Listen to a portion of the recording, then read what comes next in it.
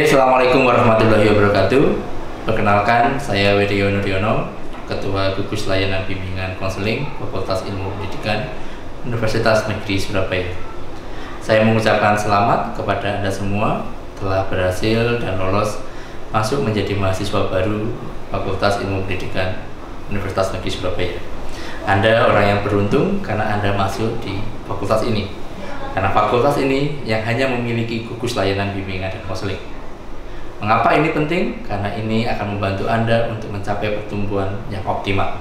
Sebelum saya menyampaikan materi lebih lanjut, saya akan memperkenalkan terlebih dahulu tim dari gugus layanan bimbingan dan konseling.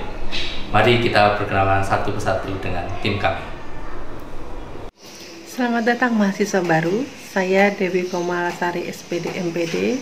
Saya dosen GLBK dari jurusan PG PAUD UNESA. Assalamualaikum warahmatullahi wabarakatuh. Halo semua, perkenalkan saya Febrita Ardianingsih, dosen jurusan PLB UNESA. Selain mengajar di PLB, saya juga termasuk anggota tim GLBK FIP UNESA, yaitu Gugus Layanan Bimbingan Konseling Fakultas Ilmu Pendidikan di Universitas Negeri Surabaya. Selain itu, saya juga merupakan anggota tim PSLD UNESA, yaitu Pusat Studi Layanan Disabilitas Universitas Negeri Surabaya. So, jika ingin tanya-tanya tentang PLB, layanan BK maupun layanan disabilitas, boleh silakan menghubungi saya. Terima kasih. Assalamualaikum warahmatullahi wabarakatuh.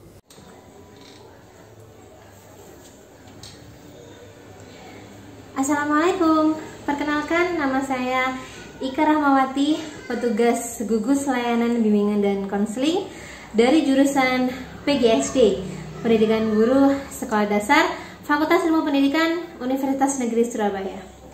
Bagi kalian semuanya mahasiswa baru FIP, khususnya jurusan PGSD, bisa menemui saya selaku petugas GLBK jika ada beberapa hal yang mungkin ingin dikonsultasikan, ingin melakukan kegiatan konseling, atau sekedar mau sharing, berbagi pengalaman, kemudian mau cerita-cerita dan sedikit konsultasi, kita bisa segera mengadakan perjanjian untuk bisa ketemu dan mungkin bisa sedikit ngobrol terkait dengan apapun, akademis bisa, non-akademis juga boleh. Sukses buat kalian semua ya. Wassalamualaikum warahmatullahi wabarakatuh. Hai semuanya, selamat datang di keluarga besar Universitas Negeri Surabaya. Perkenalkan, nama saya Husnul Khotimah. Saya berasal dari kota Surabaya. Saya menempuh S1 saya di Universitas Negeri Surabaya, S2 di Universitas Negeri Malang, dan saat ini sedang studi S3 di Universitas Negeri Surabaya. Saya sudah 17 tahun mengajar sebagai dosen di jurusan Kurikulum dan Teknologi Pendidikan, dan selain mengajar, saat ini saya tergabung sebagai tim GLBK, tim e-learning, dan juga sebagai UPM di S2 Teknologi Pendidikan. Oke, sampai jumpa di perkuliahan.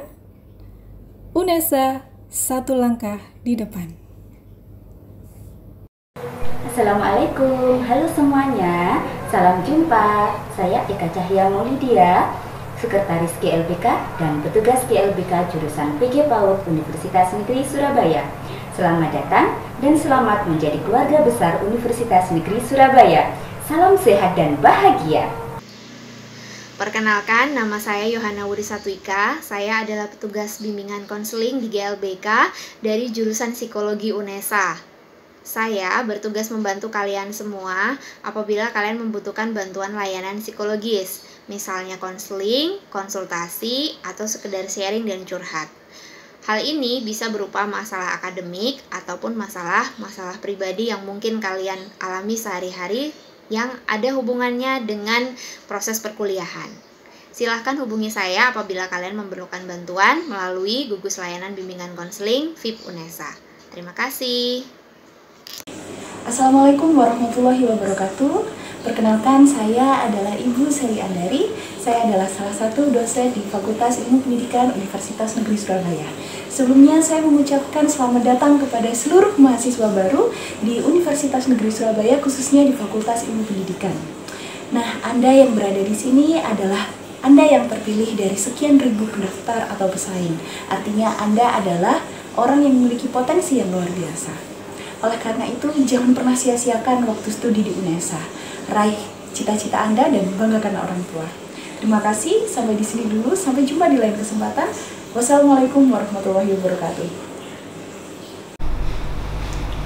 Oke, bagaimana setelah Anda berkenalan dengan sebagian petugas bimbingan dan konseling? Tentu menyenangkan, tidak ada kesan yang menyeramkan. Karena kami tidak bertujuan untuk mencari kesalahan Anda, tapi keberadaan kami difungsikan untuk memfasilitasi perkembangan optimal dari potensi-potensi Anda sekalian. Rekan-rekan mahasiswa baru yang berbahagia, teman-teman petugas bimbingan konseling sudah mengucapkan selamat datang. Kami menyambut baik, menyambut hangat, dan ingin tumbuh bersama teman-teman. Ingin membersamai potensi-potensi yang luar biasa pada diri Anda sekalian. Kita ketahui bersama, setiap masa selalu menghadirkan tugas perkembangan. Setiap masa menghadirkan tantangan yang selalu diiringi dengan kemungkinan terjadinya krisis-krisis pada diri kita. Tidak jarang dari kita mampu melewati, tapi tidak sedikit pula yang tidak mampu melewati. Kami hadir untuk keduanya. Kami hadir untuk teman-teman bagaimana melewati fase-fase perkembangan. Saat ini perkembangan ketika Anda masuk di perguruan tinggi, terlebih di Universitas Negeri Surabaya, baik dalam kondisi perkembangan optimal maupun dalam kondisi menghadapi krisis. Beberapa hal yang bisa dilakukan dalam bimbingan konseling yang kami program untuk Anda sekalian, di antaranya adalah bagaimana cara kita mengembangkan self-entry, bagaimana kita melabeli atau membuat diri kita, bagaimana kita mengurangi dan mengelola overthinking kita, bagaimana kita mengelola dan terus meningkatkan prestasi-prestasi agar maksimal di bidang akademik maupun non-akademik. Bagaimana juga kita menyiapkan karir Anda ke depan. Bagaimana juga Anda dalam hubungan sosial, kemampuan berkomunikasi Anda, bahkan mungkin yang bisa terjadi pada kita semua, yaitu adalah toxic relationship. Bagaimana kita mengatasi itu bersama. Kita memiliki banyak program-program yang membantu Anda, bidang pribadi, bidang belajar, bidang karir, bidang sosial. Di samping itu, tuntutan abad saat ini maupun ke depan, seperti yang kita ketahui bersama, ada banyak hal. Perubahan luar biasa. Perubahan COVID saat ini menuntut kita untuk ternyata berkembang dalam bidang digital. Itu salah satu contoh. Bagaimana kita menyiapkannya? Apakah ini tidak menimbulkan resiko? Tentu ini menimbulkan resiko, menimbulkan tantangan,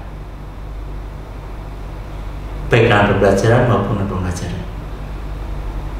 Kita akan melihat beberapa hal, tantangan-tantangan di era saat ini dan ke depan. Bagaimana kebutuhan akan keterampilan kreatif dan inovatif. Bagaimana kebutuhan akan keterampilan penyelesaian masalah. Bagaimana juga kebutuhan akan komunikasi dan kolaborasi. Bagaimana juga kebutuhan berpikir kritis. Keempat keterampilan ini tidak terstruktur dalam mata kuliah, tapi ini terprogram struktur dalam layanan bimbingan dan konseling. Ini esensial. Ke depan, hard skill menjadi nomor 2, kemampuan soft skill nomor 1. Perubahan dinamika yang begitu luas itu menuntut soft skill yang tinggi. Tak jarang kita menjumpai bahwa hampir di kita tidak ada perbedaan yang signifikan, karena setiap informasi, setiap pengetahuan apapun itu mudah kita dapat. Bisa jadi saat ini saya menjadi dosen, tapi 5 tahun lagi siapa tahu saya berubah menjadi pengetahuan yang lain. Dinamikanya begitu luas, dinamikanya luar biasa. Tekanan yang ada itu pun juga semakin tinggi. Jika kita tidak mampu mengelola, atau jika Anda tidak memiliki keterampilan untuk meregulasi diri, itu akan menjadi sebuah persoalan besar. Kemampuan dalam meregulasi diri, keterampilan dalam mengelola regulasi emosi, itu tidak terstruktur dalam mata kuliah. Itu hanya ada di program layanan bimbingan dan konseling. Di samping itu, ke depan kita juga memiliki tuntutan akan karir. Anda tahu, Anda mengalami, dan Anda mengamati. Di sekitar kita mulai banyak pekerjaan yang otomatis, sudah mulai mengarah ke digital, yang konsekuensinya menurunkan jumlah lapangan pekerjaan dan menciptakan pekerjaan baru. Begitu fleksibelnya. Pertanyaannya adalah, siapkah Anda sebagai mahasiswa ataupun ke depan menjadi seorang pekerja, memiliki keterampilan dan terlatih skill, adaptabilitas dan fleksibilitas? Anda memiliki keterampilan lintas budaya dan sosial kah? Anda memiliki keterampilan dalam berinisiatif dan melakukan regulasi dan seks direktif, inisiasi dari teman-teman? Dan paling penting, Anda memiliki keterampilan leadership kah? Jika merasa perlu ditingkatkan, jika merasa ingin terus mengembangkan diri, maka mari kita bergabung dalam program layanan bimbingan dan konseling. Ke depan, skill-skill yang saya sampaikan tadi itu adalah skill-skill utama, skill-skill yang sangat-sangat dibutuhkan dalam pengembangan karir ke depan. Paling tidak Anda harus memiliki beberapa hal. Pertama adalah kejelasan orientasi.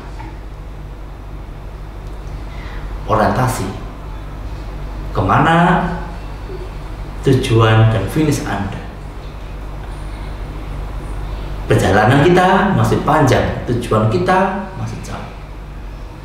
Meskipun kita nanti akan memiliki plan A, plan B, plan C, dan seterusnya. Meskipun nanti kita memiliki tujuan 1, tujuan 2, tujuan 3, dan seterusnya. Kemudian, ketika kita sudah mengetahui tentang orientasi tujuan, maka kita perlu juga melakukan sebuah perencanaan. Perencanaan yang matang akan menghasilkan hasil yang maksimal. Ketiga, keterampilan dalam mengenal atau mengeksplorasi diri. Tak jarang di antara kita, bahkan mungkin boleh mengaku di kolom chat, sudah mengenalkah diri Anda? Mengenal tentu tidak hanya berkaitan dengan kelebihan dan kekurangan. Mengenal bisa juga lebih dari aspek psikologis. Mengenal tentang pengalaman lukanya, mengenal tentang pengalaman belum sembuhnya, ada blok yang masih melekat, atau yang lain. Kemampuan untuk mengenal diri. Keempat, kemampuan untuk mengenal eksplorasi karir. Ingat, saya tadi menyampaikan bahwa perubahan dinamika pekerjaan itu luar biasa saat ini. Maka kita pun juga perlu mengenal dan mengeksplorasi karir-karir. Kemudian keterampilan dalam mengambil keputusan. Keterampilan mengambil keputusan. Saya ingin bertanya kepada teman-teman sekalian, apakah memilih masuk ke UNESA saat ini itu keputusan Anda, atau keputusan orang tua, atau keputusan pacar mungkin, atau keputusan yang lain? Anda yang bisa menjawab. Keterampilan dalam mengambil keputusan. Tetapi pengambilan keputusan itu selalu diiringi dengan keterampilan bertanggung jawab pada pengambilan keputusan. Saya ingat dengan konsep teori dari Glasser bahwa orang yang hebat adalah orang yang bertanggung jawab betul dengan pengambilan keputusan. Ketika dia sudah mengambil keputusan dan melakukan sebuah pilihan, maka dia akan berperilaku total pada pilihan yang dipilih itu. Anda, mahasiswa baru Fakultas Ilmu Pendidikan, telah mengambil keputusan akan pilihan masuk ke sini. Ingat, Anda sudah mengambil keputusan akan pilihan masuk di sini. Maka pertanyaannya, Anda siapkah total berperilaku menjadi mahasiswa Fakultas Ilmu Pendidikan? Siapkah Anda berperilaku total dalam menghadapi setiap tantangan, setiap peluang, setiap resiko, setiap krisis yang akan Anda hadapi ke depan? Ini akan menjadi semangat Anda bahwa Anda telah memilih. Apapun bentuknya, Anda telah memilih saat ini. Anda bertanggung jawab pada pilihan saat ini. Keterampilan dalam mengambil keputusan selalu diiringi dengan kemampuan dalam bertanggung jawab dan berperilaku total akan keputusannya. Dan yang tidak kalah penting, nomor 6 adalah regulasi diri. Dalam banyak kasus, tidak jarang kita jumpai bahwa orang itu memiliki potensi yang besar. Dia memiliki kemampuan dasar yang luar biasa. Tetapi gara-gara tidak mampu melakukan regulasi diri, maka dia tidak tercapai cita-citanya. Dia tidak bisa menunjukkan potensi yang besar itu. Sangat disayangkan. Semoga teman-teman tidak termasuk orang-orang itu. Kemampuan meregulasi diri, kemampuan dalam manajemen diri, itu menjadi sebuah bagian penting. Kemampuan dalam mengontrol diri. Kasus prokrastinasi akademik misalkan, itu juga disebabkan kekurangmampuan dalam melakukan sebuah regulasi diri. Regulasi diri banyak bentuknya, salah satunya juga regulasi emosi. Regulasi emosi. Dalam banyak kasus kita juga bisa melihat bahwa perilaku bermasalah atau efek bermasalah lain disebabkan kurangnya mampu dalam meregulasi emosi. Dalam konteks yang besar adalah regulasi diri. Dan terakhir, dukungan sosial dan perhatian pada karir. Curahkan perhatian Anda pada karir saat ini. Karena Anda sudah menempuh menjadi mahasiswa Fakultas Ilmu Pendidikan. Dan mulai sekarang, ketika Anda sudah memilih untuk menjadi mahasiswa dan sudah mulai akan merencanakan karir, maka jangan lupa hal yang paling penting saat ini, yaitu adalah portofolio kita. Kegiatan-kegiatan kita apakah sudah mendukung rencana-rencana karir Anda? Misalkan, apakah media sosial Anda, entah itu Instagram, entahkah itu Twitter, atau yang lain, atau TikTok bahkan mungkin, itu sudah mendukung tentang karir Anda? Atau jangan-jangan story WA Anda, kemudian Instagram Anda, Twitter Anda isinya hanya galau-galau saja. Sebaiknya kita mulai mengubah dengan membuatnya media sosial yang kita miliki sebagai portofolio, dokumen-dokumen Anda yang menunjang tentang karir Anda ke depan. Kita bisa melihat sekarang banyak orang yang menggunakan media sosial sebagai branding dirinya. Orang yang memiliki hobi menyanyi, maka dia membuat telegramnya dia, Instagramnya mereka, TikToknya mereka berisikan dengan lagu, atau YouTube-nya mereka, kreativitas itu. Di era digital sekarang sangat mudah menelusuri orang. Bahkan dalam beberapa perusahaan untuk menseleksi pekerjanya, dia tidak menggunakan portofolio kertas lamaran pekerjaan saja, tapi dia sudah mulai menelusuri tentang portofolio digital. Jadi pada kesempatan kali ini saya mengingatkan pada teman-teman bagaimana portofolio Anda sudah disusun dalam konsep media sosial Anda. Kita mulai menyiapkan diri. Paling tidak diawali dengan mengunggah identitas Anda sebagai mahasiswa Fakultas Ilmu Pendidikan yang diamanai oleh panitia PKKMP.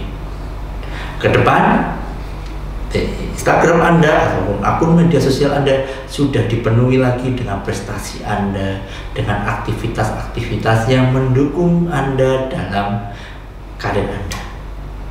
Jangan unggah hal yang galau-galau ya, apalagi hal-hal yang menimbulkan permusuhan. Unggah sesuatu hal yang unik pada diri Anda, yang Anda minati, yang akan menjadi brand Anda. Itu akan menjadi sebuah hal yang menarik. Semua ini nanti, beberapa hal ini nanti, ini akan kita latihkan bersama-sama dengan salah satu petugas bimbingan dan konseling kita, satu petugas dari universitas, dan salah satu mahasiswa terbaik UNESA dari Fakultas Ilmu Pendidikan. Sehingga pada video terakhir nanti ada link pendaftaran pelatihan yang teman-teman wajib ikuti. Karena Anda bersama kami nanti mulai bersama sejak awal masuk mahasiswa baru sudah membuat rencana dan implementasinya ke depan, baik dari segi akademis maupun non akademis, dengan pakar-pakar yang luar biasa. Sebagai salah satu penutup pada perkenalan kita, pada perjumpaan kita kali ini, saya ingin mengingatkan bahwa hidup bukanlah sebuah kompetensi, hidup bukan sebuah kompetisi. Setiap masing-masing dari kita memiliki perjalanan sendiri-sendiri. Masing-masing dari kita dianugerahi keunikan-keunikan sendiri. Krisis selalu menghampiri setiap perjalanan kita. Jika Anda tidak sanggup, maka berbagilah bersama teman. Jika teman tidak sanggup, ayo konseling dengan gugus layanan bimbingan dan konseling. Sehingga apapun nanti, pandangilah setiap momen kehidupan sebagai bagian dari tantangan kehidupan. Ingat, respon kita, perspektif kita terhadap sebuah tantangan menentukan tindakan kita. Mungkin itu dari saya sebagai ketua gugus layanan bimbingan konseling. Saya menanti pertemuan pertama kita nanti dalam pelatihan yang akan diadakan oleh gugus layanan bimbingan konseling. Pelatihan-pelatihan kita akan sangat banyak variatifnya. Tunggu kabar dari kami selanjutnya. Halo, Assalamualaikum warahmatullahi wabarakatuh. Masih ingat saya kan? Saya Ibu Febrita yang dari jurusan PLB itu loh. Kalian tahu nggak bedanya mahasiswa reguler dan mahasiswa berkebutuhan khusus?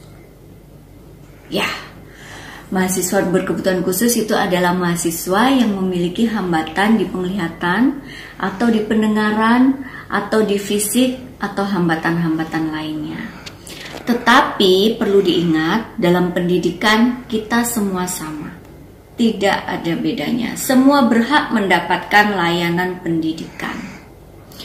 Yang penting masing-masing dari kalian, baik yang reguler maupun yang berkebutuhan khusus, harus memahami potensi dan kelemahan masing-masing, strength and weakness masing-masing. Kita perlu memahami potensi supaya kita makin ahli di bidang kita masing-masing. Kita makin terasah di bidang masing-masing dan kita bisa menjadi bintang di bidang kita masing-masing. Sedangkan kelemahan perlu kita kenali supaya kita bisa terus memperbaiki diri, menjadi orang yang lebih baik lagi. Dan jika perlu, kita mencari dukungan atas kelemahan itu jika kita tidak bisa mengatasi sendiri. Nah, dukungan itu Anda bisa dapatkan di gugus layanan BK FIP UNESA maupun di Pusat Studi Layanan Disabilitas UNESA. Selamat kepada Anda semua karena sudah menjadi mahasiswa. Semoga di UNESA Anda bisa menjadi lebih baik, menjadi pribadi yang berkembang. Jangan lupa belajar terus sepanjang hayat dan nantinya Anda bisa menjadi orang yang bermanfaat bagi masyarakat. Sekali lagi selamat dan semoga sukses.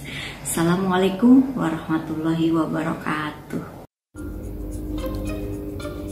Mahasiswa, di semester ini kita akan melaksanakan perkuliahan secara online.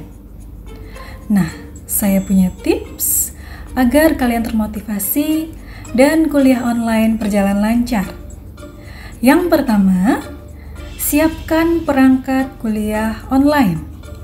Gunakan laptop atau tablet. Hindari menggunakan HP karena tidak akan maksimal. Selain itu, siapkan juga softwarenya. Gali informasi, aplikasi apa, dan sistem kuliah online apa yang nanti dosen gunakan. Yang kedua, sebelum kuliah mulai aktif, kalian harus belajar mengoperasikan aplikasi tersebut. Misalnya, aplikasi Zoom. Kalian harus mahir menggunakan tombol mute, mengoperasikan speaker, bagaimana share screen, dan lain-lain. Dan di universitas kita, ada sistem kuliah online yang namanya Finesa. Nah, ada baiknya kalian mempelajari fitur-fitur apa saja yang ada di sana. Yang ketiga, carilah lokasi atau workplace yang tenang untuk belajar. Layaknya di kampus, siapkan paling tidak meja dan kursi khusus. Hindari kuliah online di atas tempat tidur. Yang keempat, siapkan jadwal dan download RPP dari semua mata kuliah yang ada di semester ini. Tulis atau print di selembar kertas, tempel di dinding agar tidak terlewat jadwal kuliah. Pasang alarm jika perlu. Dengan demikian, tidak ada alasan untuk bolos kuliah karena ketiduran. Yang kelima, rajin dan aktif bertanya kepada dosen dan teman jika ada yang belum paham. Oke, sampai jumpa di perkuliahan. UNESA satu langkah di depan.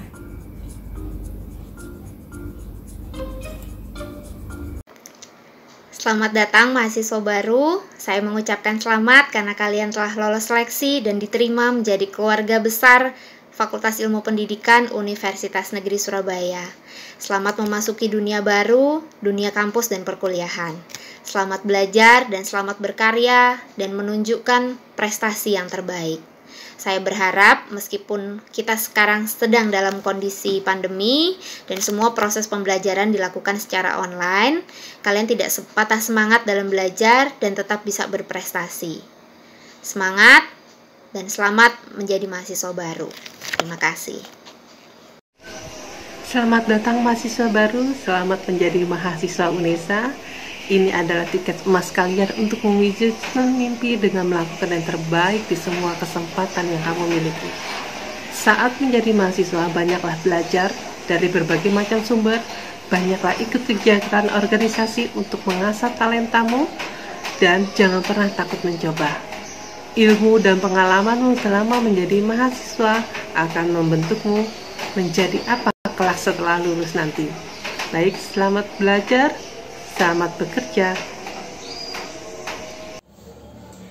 Hai mahasiswa baru Fakultas Ilmu Pendidikan Universitas Negeri Surabaya. Selamat datang, kalian telah menjadi seorang mahasiswa setelah selama ini kalian berpredikat atau berstatus sebagai siswa SMA. Now welcome to Civitas Akademika Universitas Negeri Surabaya. Nah, nantinya kalian ketika menjadi seorang mahasiswa, tentu saja banyak sekali aktivitas-aktivitas yang bisa kalian lakukan. Bisa akademis, bisa non-akademis. Jangan hanya sekedar menjadi mahasiswa kupu-kupu atau kuliah pulang. Namun tetap ingat, di tengah semua kesibukan yang kalian lakukan, tetap ingat, andalkan Tuhan dan agama dalam diri kalian. Karena apa? Karena ilmu pengetahuan tanpa agama itu adalah buta, dan agama tanpa ilmu pengetahuan itu adalah lumpuh. Itu adalah salah satu quotes dari Albert Einstein yang perlu kalian ketahui. Yang kedua, pesan dari saya adalah bermimpilah setinggi mungkin sampai mimpi itu membuat kalian takut, membuat kalian merasa takut. Jika mimpimu belum sampai membuat kalian merasa takut, artinya mimpi kalian belum cukup besar. So, dream high. Sukses buat kalian semuanya. Jangan lupa kalian wajib daftar pelatihan ini ya. Kita bersama-sama akan merencanakan karir Anda. Sampai ketemu di sana. Salam sehat dan bahagia selalu. Kembali lagi, sekarang saya bersama dengan Mbak Natasya. Oke, Mbak Natasya sebagai penutup materi PKKMB. Saya kok penutup terus ya, tapi yang terakhir lah, ini terakhir penutup. Saya ingin mengajak teman-teman untuk tidak overthinking, tidak overthinking. Sebagai buktinya kita akan mencoba mensimulasikan mengapa kita tidak boleh overthinking. Tapi sebelumnya Mbak Nat sering overthinking? Ya sering Ya? apalagi kalau malam. Kalau malam ya, jadi anak-anak milenial sering overthinking seperti mahasiswa baru kita jangan-jangan sering overthinking. Kita buktikan mengapa overthinking yang negatif tidak baik bagi kita. Oke, ini saya membawa apa ini mana? Air putih. Tunjukkan ke kamera bahwa ini adalah air putih. Ya, air putih ya, betul ya. Ya. Coba sekarang Mbak Nadia, perhatikan betul, bilang pada diri Anda bahwa itu adalah jus. Bayangkan dan pejamkan mata, bayangkan, pikirkan terus bahwa yang Anda pegang adalah jus. Yang Anda pegang adalah jus jambu, beri warna merah nanti, beri rasanya betul-betul jus, perhatikan dan rasakan itu. Ketika nanti membuka mata, yang Anda pegang adalah jus. Silakan buka mata. Apa yang Mbak Nadia? Jus jambu. Betul, jus jambu. Betul. Coba dirasakan. Bagaimana rasanya? Manis. Oke, betul. Oke, coba sekarang pejam mata. Coba pikirkan lagi. Yang Anda pegang nanti adalah jus apokat. Pikirkan terus dalam pikiran Anda itu adalah jus apokat. Beri warna hijau, beri rasa dingin, rasa segarnya. Oke, dalam hitungan ketiga dibuka, yang dipegang adalah jus apokat. Silakan dibuka.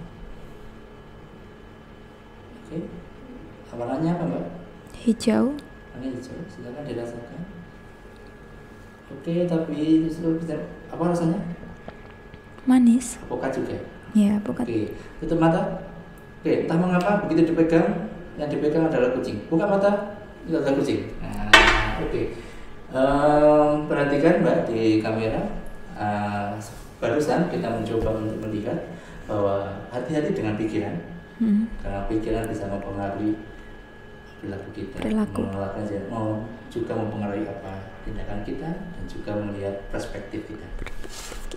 Nah, sekarang apa ini? Air. Nah, tadi kucing. Langsung berubah kucing. Langsung berubah kucing, betul ya? Betul. Ini tidak bohong. Enggak. Oke, salaman dulu ya. Salaman dulu ya.